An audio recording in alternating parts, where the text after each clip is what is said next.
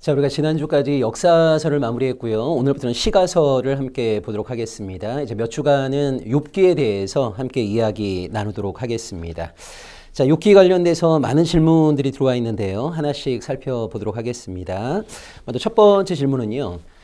저는 모태신앙으로 오랜 시간 교회 생활을 하였습니다. 그런데 욥기를 읽을 때마다 욥이 실제 인물인지 욥기 안에 기록된 이 모든 사건들이 실제 일어난 사건인지에 대해서 의심이 듭니다. 이런 마음을 어떻게 극복해야 할까요? 이런 마음을 가지고 성경을 읽는 것이 옳은 것인지에 대해서도 궁금합니다. 라고 질문 주셨습니다. 매우 중요한 질문을 주셨는데요. 아마 많은 신앙인들이 질문하신 분과 비슷한 고민을 하실 것 같습니다. 자, 여러분은 어떻게 생각하십니까? 이 욥기에 나와 있는 욥이 실제 인물이라고 생각하십니까? 아니면 어떤 교훈을 주기 위해서 만들어진 창작적인 인물이라고 생각하십니까? 그리고 욥기 안에 기록된 모든 사건이 실제 역사 안에서 일어난 사건이라고 생각하십니까? 아니면 어떤 교훈을 주기 위해서 만들어진 문학적인 이야기라고 생각하십니까?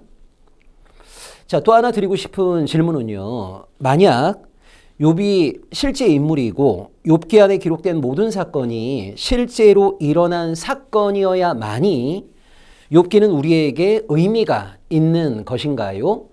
자, 이 세 가지 질문이 매우 중요할 것 같아요. 창세기부터 요한계시록까지 66권을 우리가 대할 때마다 참 궁금한 것 가운데 하나가 자, 정말 이것이 실제 역사 안에서 일어난 사건인가?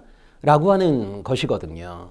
자, 그런 의미에서 욥기 안에 나와 있는 욥이라는 인물이 실제 생존했던 인물이어야만이, 그리고 욥기 안에 기록된 모든 사건들이 실제 역사 안에서 일어난 사건이어야만이 의미가 있는 것인가 라고 하는 것을 여러분 한번 생각해 보시면 좋겠습니다. 자, 먼저 우리가 기억해야 할 것은요. 성경은 1차적으로 계시의 책이라는 거예요. 자, 성경이 어떤 책인가라고 하는 것을 규정할 때 이제 가장 중요한 것이 뭐냐면 성경은 계시의 책입니다. 자, 성경은 우리에게 어떤 과학적인 사실을 알려주는 과학책이 아니고요. 역사적인 내용을 알려주는 역사책도 아닙니다. 성경은 1차적으로 하나님의 뜻이 무엇인가를 우리에게 알려주는 계시의 책입니다. 자, 여러분, 계시라고 하는 게 뭐죠? 계시라고 하는 것은 그동안 숨겨져 있던 하나님의 뜻이 밝히 드러나는 것입니다. 자, 그런데 이런 계시가 가능하기 위해서는요, 두 가지 조건이 충족되어야 합니다. 첫 번째는요, 하나님께서 자기를 낮추어 주셔야 돼요. 자, 계시가 성립되기 위한 첫 번째는 하나님께서 자신을 낮추어 주셔야 합니다. 자, 우리는 이런 고백을 많이 하죠. 하나님은 하늘에 계시고 인간은 땅에 있다. 하나님은 창조자이고 인간은 피조물이다. 자, 이런 고백은 무엇을 강조하는 거냐면 하나님과 인간 사이에 엄청난 질적 차이가 있다라고 하는 것을 강조하는 거예요. 자, 이렇게 엄청난 질적 차이가 있는 두 존재가 만남을 갖기 위해서는 여러분 어떻게 해야 되겠습니까? 자, 하늘에 계신 하나님과 땅에 있는 인간이 만남을 갖기 위해서는요, 크게 한 세 가지 방식을 우리가 생각해 볼 수 있습니다. 자, 하늘에 계신 하나님께서 이 땅에 있는 인간을 만나기 위해서 내려와 주시는 방법이 1번일 것이고요. 땅에 있는 사람들이 하늘에 계신 하나님에게로 올라가서 하나님을 만나는 방식이 2번일 겁니다. 그리고 하늘에 계신 하나님도 조금 내려와 주시고 땅에 있는 인간도 조금 올라가는 이런 방법을 우리는 3번이라고 할 수 있을 터인데요. 자, 문제는 뭐냐면 하늘에 계신 하나님께서 내려오시는 것은 가능하겠지만 이 땅에 있는 사람들이 하늘에 계신 하나님을 만나기 위해서 올라가는 것이 가능할까요? 자, 이런 것들을 인위적으로 가능케 만들려고 하는 것이 바로 신비주의 종교 아닙니까? 자, 하늘에 계신 하나님과 이 땅에 있는 인간이 만남을 갖기 위해서는요, 유일한 방법은 뭐냐면 하늘에 계신 하나님께서 땅에 있는 사람에게로 자기를 낮추어서 내려와 주실 때에만이 하나님과 인간의 만남은 가능하다는 거예요. 자, 계시가 성립되기 위한 첫 번째 조건이 바로 하나님의 자기 낮추심입니다. 여러분, 이 하나님의 자기 낮추심의 최절정이 뭡니까? 바로 예수 그리스도의 성육신 사건이거든요. 그러니까 하나님께서 우리 인간을 만나기 위해서 자기를 낮춰주셔야만이 하나님과 인간의 만남은 가능해진다. 자, 그런데 하나님이 자기를 낮춰주시는 것만으로는 계시가 성립될 수 없어요. 자, 계시가 성립되기 위한 이 두 번째 조건이 필요합니다. 자, 그것이 뭐냐면 하나님이 자기를 낮춰주시는 것뿐만 아니라 우리의 눈높이로 하나님께서 우리에게 말씀하실 때에만이 우리가 이해할 수 있는 수준으로 하나님이 당신의 뜻을 알려주실 때에만이 계시가 성립될 수 있다는 겁니다. 자, 여러분, 계시라고 하는 게 뭐라고 그랬습니까? 그동안 우리가 알지 못했던, 그동안 숨겨져 있던 하나님의 뜻이 우리에게 밝히 드러나는 것이 바로 계시거든요. 자, 숨겨져 있던 뜻이 우리에게 밝게 드러날 때 이제 중요한 것이 뭐냐면 우리가 그 하나님의 뜻을 알 수 있어야 된다는 거예요. 이해할 수 있어야 된다는 거예요.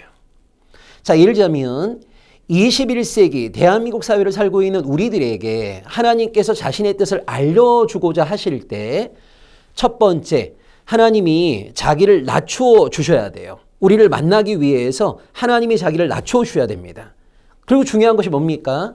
21세기 대한민국 사회에 살고 있는 우리에게 하나님이 당신의 뜻을 알려주실 때 우리가 이해할 수 있는 언어, 우리가 알고 있는 단어와 개념, 그리고 우리가 사용하고 있는 세계관의 틀 안에서 하나님의 말씀해 주실 때에만이 우리는 하나님의 뜻을 알 수 있다는 거죠.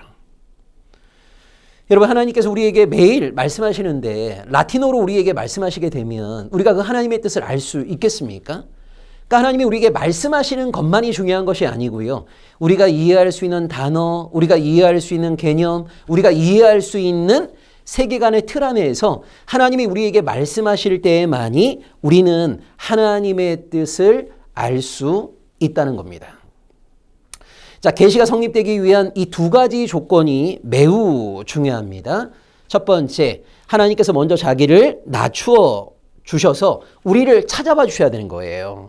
우리가 하나님의 자리로 올라갈 수 없습니다. 하나님이 자기를 낮추어 우리를 찾아와 주셔야 된다라고 하는 것이 계시가 성립되기 위한 첫 번째 조건이고, 두 번째는 하나님이 우리를 찾아와 주실 때 우리가 이해할 수 있는 우리의 눈높이로 말씀하실 때에만이, 우리가 이해할 수 있는 세계관의 틀 안에서 자신의 뜻을 알려주실 때에만이 우리는 하나님의 뜻을 알 수 있는 것입니다.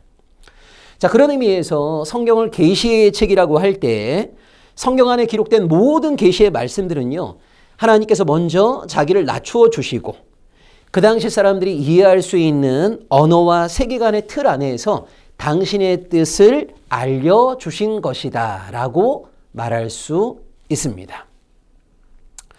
자, 이처럼 여러분, 성경은 하나님의 뜻을 그 당시 사람들에게 알려준 이 계시의 책이다라고 하는 게 중요한 거예요. 자, 그 당시 사람들의 눈높이로 하나님이 자기를 낮추어 주셔서 그들이 이해할 수 있는 단어와 개념과 세계관의 틀 안에서 하나님께서 당신의 뜻을 알려주신 계시의 말씀을 기록해 놓은 것이 바로 성경입니다.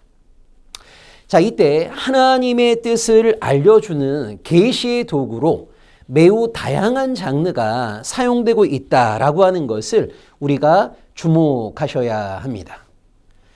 자, 우리가 알다시피 여러분, 성경 안에는요, 매우 다양한 장르가 있어요.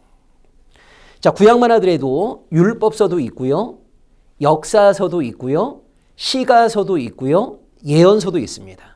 자, 신약에는 복음서도 있고요, 역사서도 있고요, 시가서도 있고요, 묵시록도 있습니다.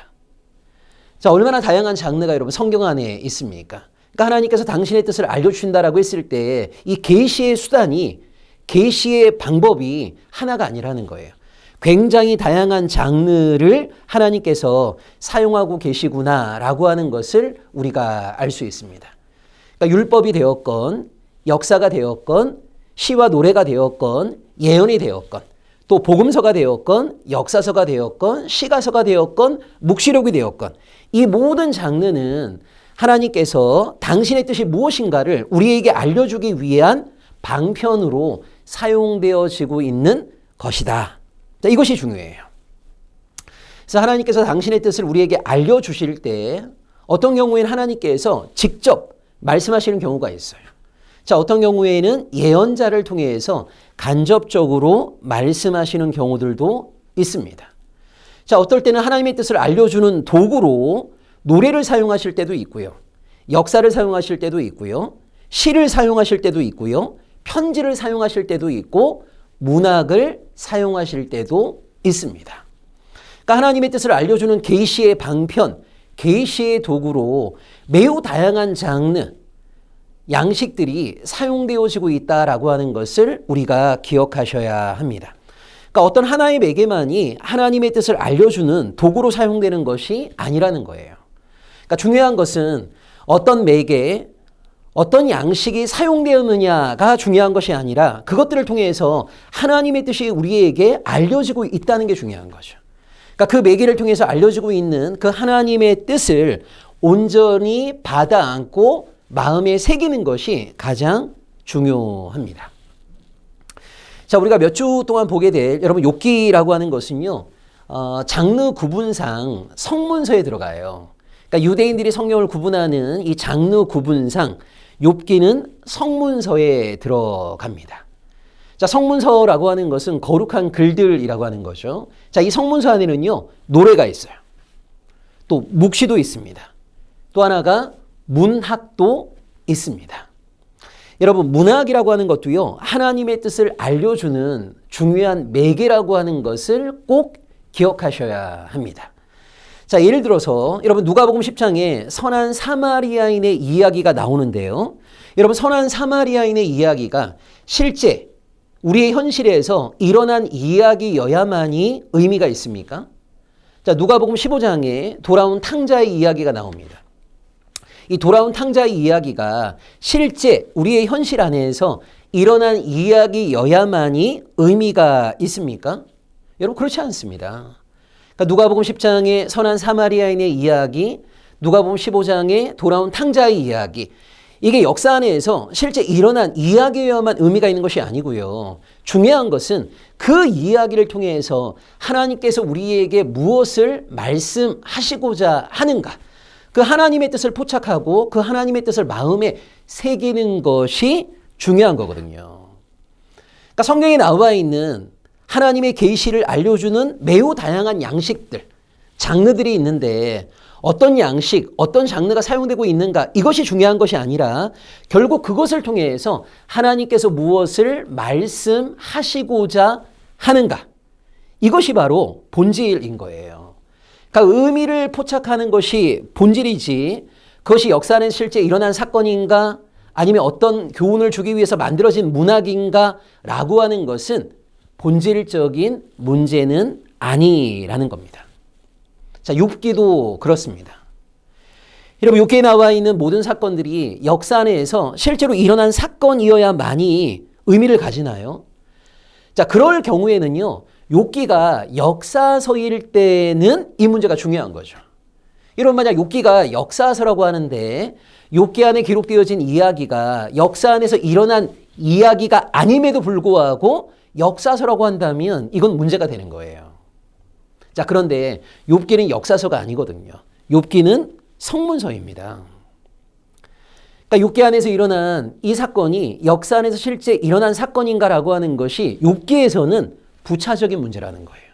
그러니까 성문서인 욥기 안에서 노래가 사용되어 줄 수도 있고 묵시가 사용되어 줄 수도 있고 심지어 편지가 사용되어 줄 수도 있고 문학이 사용되어 줄 수도 있는 거예요. 어떤 장르나 매개가 사용되어졌는가 이거보다 훨씬 중요한 것은 결국 그 계시의 방편을 통해서 하나님께서 말씀하시고자 하는 바가 무엇인가, 무엇을 말씀하시고자 하는가 그 하나님의 뜻을 포착하는 것이 가장 중요하다는 겁니다. 자, 근데 여러분 재밌는 것이 우리 한국교회 많은 신앙인들은요. 성경 안에 기록된 모든 내용들이 역사 안에서 실제 일어난 사건이라는 생각을 많이 해요. 그러니까 창세기부터 요한계시록까지 66개의 본문을 어떻게 이해를 많이 하냐면 실제 역사 안에서 일어난 사건에 대한 기술이라는 생각을 많이 합니다. 자, 그렇게 믿으시고 그렇게 받아들이시는 것이 전혀 문제가 되지 않습니다. 자, 그런데 잘 믿겨지지 않는 분들에게 제가 다음과 같은 말씀을 좀 드리고 싶어요. 자, 욥기 안에 기록된 모든 내용들이 역사 안에서 일어난 사건이라고 잘 믿겨지지 않으시는 분들이 있죠. 또 도저히 믿기 어려우신 분들 있죠. 자, 그런 분들에게 제가 어떤 말씀을 드리고 싶냐면 그렇게 믿지 않으셔도 아무 문제가 되지 않는다는 거예요. 왜냐하면 욥기는 역사서가 아니기 때문입니다.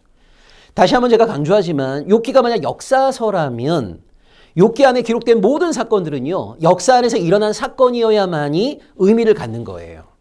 여러분, 역사가 있지도 않았던 이야기를 기술하게 되면 그것은 문학이지 그것을 어떻게 역사라고 말할 수 있습니까? 자, 우리가 여호수아서부터 에스더까지를 역사서라고 말하는 이유가 뭡니까? 그 역사서 안에 기록된 모든 내용들이 실제 역사 안에서 일어난 사건이라고 하는 것을 우리는 받아들이는 거거든요. 그것을 믿는 거거든요. 이것이 선행되지 않는다면 그것을 역사서라고 말하는 것은 모순인 거죠. 자, 근데 중요한 것은 뭐냐면 욥기는 역사서가 아니라는 거예요. 욥기는 하나님의 뜻이 무엇인가를 우리에게 알려주는 계시의 책인 성경 안에 포함된 성문서입니다. 거룩한 글입니다. 그 성문서라는 어떤 장르를 통해서 하나님의 뜻이 무엇인가라고 하는 것을 우리에게 알려주고 있는 것이고요. 그 성문서 안에는 시와 노래도 있을 수 있고 문학도 있을 수 있는 거거든요. 그러니까 하나님께서 당신의 뜻을 우리에게 알려주실 때 이 문학이라고 하는 장르도 사용하고 계시다라고 하는 것을 우리가 기억하셔야 돼요. 그러니까 중요한 것은 뭡니까?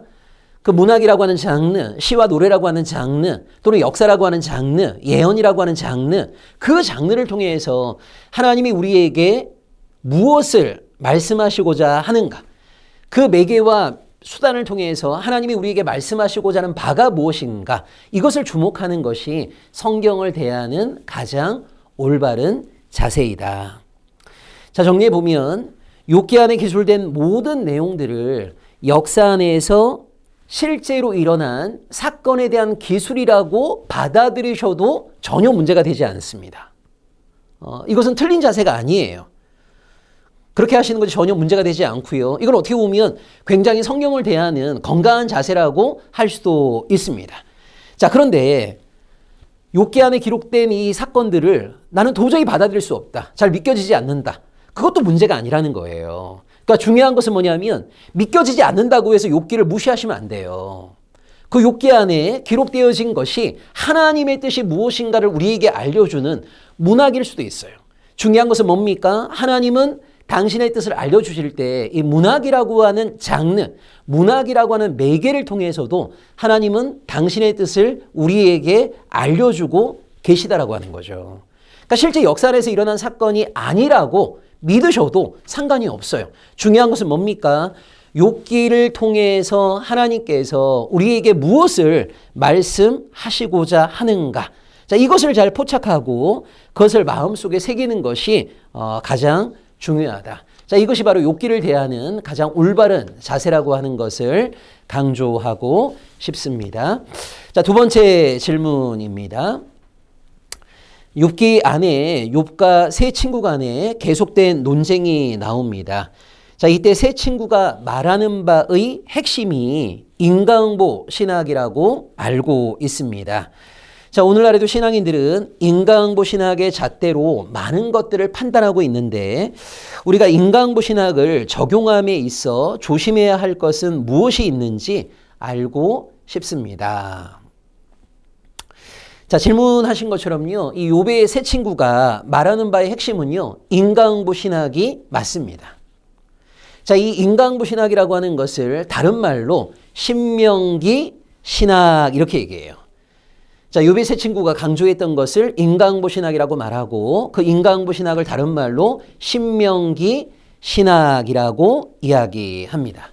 자, 그런 의미에서 욥의 세 친구는요, 신명기 신학의 신봉자이고 인과응보 신학의 신봉자이다 라고 우리는 말할 수 있습니다.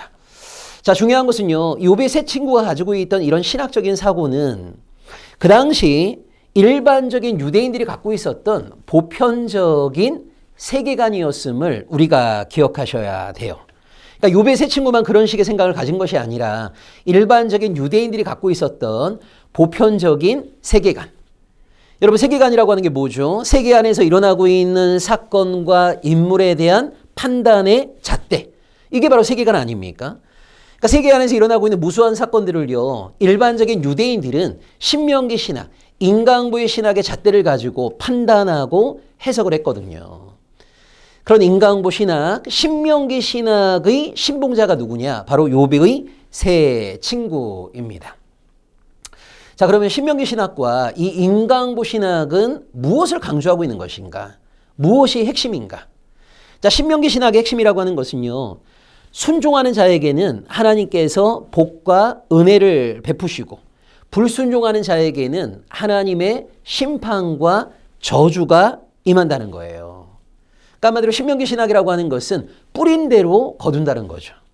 그러니까 내가 순종의 씨앗을 뿌렸다면 복과 은혜라는 열매를 거두는 것이고, 내가 불순종의 씨앗을 뿌렸다면 심판과 저주라는 열매를 거둔다.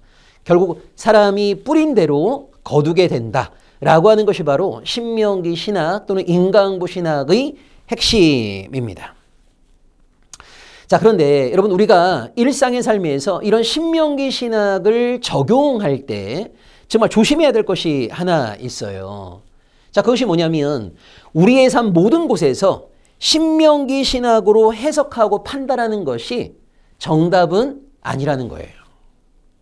그러니까 우리의 삶을 보게 되면 신명기 신학으로 해석하고 판단하는 것이 옳은 경우들이 꽤 많이 있습니다. 뿌린 대로 거두는 경우들 꽤 많지 않습니까? 자, 그런데 우리의 삶 모든 곳에서 100% 신명기 신학의 잣대로 해석하고 판단하는 것이 정답은 아니라는 거예요. 여러분, 불의한 자들이 지배하는 세상에서는요, 정의로운 사람들이 핍박받을 수 있는 거예요. 의롭게 산다고 해서 항상 복과 은혜를 받는 것이 아니라 불의한 자들이 지배하는 세상 속에서는 정의로운 자들이 핍박받을 수 있거든요. 반대로 불의한 자들과 이 협력했던 자들은 승승장구할 수 있는 거예요. 원래 신명기 신학의 근거에 보면 불의한 자들, 하나님께 순종하지 않았던 자들은 심판과 저주라는 열매를 거둬야 되거든요. 근데 여러분, 세상을 보시게 되면 불의한 자들과 손맛 잡는 자들이 승승장구하는 경우들이 있단 말이에요. 자, 누가 연상됩니까? 친일파들이 그렇지 않습니까? 여러분, 일제에 협력했던 친일파들이 얼마나 떵떵거리며 살았습니까? 친일파들만 떵떵거리며 살았습니까? 그들의 후손들조차도 떵떵거리며 살고 있어요. 잊을만 하면 친일파의 후손들이 우리 조상들의 땅을 내놔라 라고 하면서 재판을 거는 뉴스를 우리가 가끔 듣지 않습니까? 근데 반대로 민족의 독립을 위해서 싸웠던 사람들은요, 그의 후손들도 끊임없이 가난과 질병에 시달리고 있는 이야기들을 우리가 간혹 듣게 된단 말이에요. 그러니까 원래 신명기 신학이라고 하는 것은 의롭게 살았던 사람들은 하나님께 복을 받는 것이고, 불의하게 살았던 사람들은 하나님의 심판을 받는다는 것인데, 뿌린 대로 거둔다는 것인데, 우리가 살고 있는 현실을 보게 되면 뿌린 대로 거두는 것이 아니라 정의롭게 살았던 사람들, 선하게 살았던 사람들, 정직하게 살았던 사람들은 고난을 받고, 불의와 손맛 잡았던 사람들, 거짓 충만한 사람들이 도리어 떵떵거리며 승승장구하는 것들을 우리가 보게 된단 말이에요. 여러분, 이런 상황에서 세상적으로 잘 나가는 친일파들은 하나님께 복받은 사람들이고, 고통과 고난 가운데 있는 독립운동가들의 가족들은 하나님께 심판을 받은 것이라고 우리가 말할 수 있습니까? 그럴 수 없단 말이에요. 자, 그래서 여러분, 신명기 신학의 잣대만으로 세상에서 일어나는 모든 일들을 판단하는 것에 대해서 우리는 조심해야 합니다. 자, 무엇보다 여러분, 신명기 신학이라고 하는 것은요, 1차적으로 경험의 표현이 아니라 그렇게 되기를 바라는 희망의 표현이라고 하는 것을 기억하셔야 해요. 무엇을 희망하는 겁니까? 하나님께 순종하는 자들이 복을 받고 하나님께 불순종하는 자들이 심판을 받는 세상이 도래하기를 기원하는 희망의 표현이란 말이에요. 자, 신명기 신학이 그렇게 되기를 바라는 희망의 성격을 내포하고 있다는 사실을 망각하게 되면 신명기 신학을 하나의 절대적인 교리로 만들 위험성이 있는 거예요. 이것이 절대적인 교리가 되게 되면 어떻게 되는 겁니까? 현재 번영을 누리는 사람들은 하나님께 복을 받은 사람들이고 그들이 그렇게 복을 받게 된 이유는 하나님께 순종했기 때문이다라고 하는 논리가 만들어지게 된단 말이에요. 그러니까 신명기 신학이라고 하는 것이 하나의 절대적 교리가 되면 어떤 일이 벌어지게 되는 거냐면 현실에서 성공하고 승리하고 떵떵거리며 승승장구하는 사람들은요 하나님께 복받은 사람들이 돼버리고 이 사람들이 어떻게 하나님께 복을 받게 되었을까? 이 사람들은 하나님께 순종의 씨앗을 뿌렸기 때문에 이런 복을 받게 된 거야 라고 하는 하나의 논리가 탄생할 수 있게 되는 거예요. 여러분 이런 논리로 인해서 현실에서 성공한 사람들이 가장 사랑하는 것이 뭡니까? 바로 인과응보 신학이란 말이에요. 신명기 신학인 거예요. 그러니까 왜 오랜 과거부터 현재에 이르기까지 신명기 신학이라고 하는 것이 강력한 힘을 발휘하게 되는 거냐면 현실에서 성공한 사람들, 현실에서 승리한 사람들이 가장 선호하는 이데올로기가 바로 신명기 신학입니다. 자, 여기서 여러분 주목해야 될 것이 하나 있어요. 그것이 뭐냐면 신명기 신학이라고 하는 것이 논리적으로는요, 과거에서 현재로 나아갑니다. 논리적으로 어떻습니까? 과거에 어떤 씨앗을 뿌렸느냐에 따라서 그 열매를 거둔다는 거 아니에요? 뿌린 대로 거둔다는 거 아닙니까? 그러니까 논리적으로는 과거에서 현재로 나아가요. 자, 그런데 현실에서 신명기 신학이 적용될 때는 현재에서 과거를 역추론하는 방식으로 적용된다라고 하는 것이 중요합니다. 자, 보세요. 논리적으로 신명기 신학은 과거에서 현재로 나아갑니다. 과거에 어떤 씨앗을 뿌렸냐에 따라서 현재의 그 열매를 거둔다는 거예요. 자, 그런데 우리 가운데 그 누구도 어떤 한 사람의 삶에 대해서 24시간 내내 오랜 기간 관찰할 수 없어요.